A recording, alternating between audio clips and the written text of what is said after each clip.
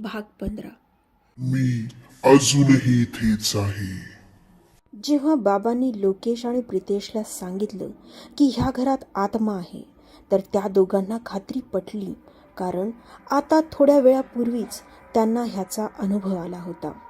पण लोकेशने काही दिवसांपूर्वीच हे घर घेतलं होतं, त्यामुळे लगेच दुसरं घर मिळणं कठीण होतं. म्हणून बाबांनी मांत्रिकाला बोलावून आणायचं ठरवलं. मग तातडीने ते त्यांच्या मित्राकडे गेले आणि त्याला मांत्रिकाबद्दल विचारले असता त्याने लगेच सांगितलं. मग बाबा तातडीने त्याच्याकडे गेले आणि त्या वाड्याबद्दल सांगू लागले. तर मांत्रिकाने एक काचेची बाटली घेतली आणि त्यांच्यासोबत वाड्यात आले. नेहा आणि आईला ह्याबद्दल काहीच माहिती नव्हतं. तो मांत्रिक आला आणि थेट वरच्या मजल्यावर जाऊ लागला. पण त्याची चावी नाही म्हटल्यावर ती चावी मागून घेण्यास सांगितलं. दगडू त्याच गावात राहत होता, म्हणून लोकेश तातडीने त्याच्या घरी गेला आणि त्याला घेऊनच आला.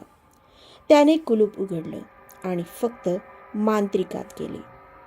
त्यांच्या मंत्रोच्चाराने त्यांनी त्या आत्म्याला बाटलीत कैद करायचं ठरवलं. जवळपास 1 तास ते विधी करत होते. मग जेव्हा त्यांना खात्री पटली की ती आत्मा त्या बाटलीत कैद झालीये, तर मग त्यांनी पटकन त्या बाटलीचं तोंड बंद केलं आणि ती बाटली घेऊन आपल्या सोबत आले आणि सर्वांना आता निश्चिंत राहण्यास सांगितलं. आता कुठे सासू सुनेला नक्की काय घडलं होतं ते सांगितलं गेलं.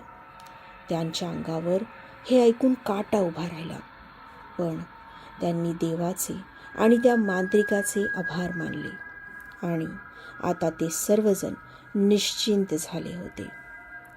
काही दिवस सुखाने निघून गेले.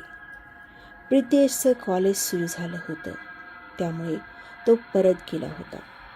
नेहमीप्रमाणे सासरे फेरफटका मारायला गेले होते.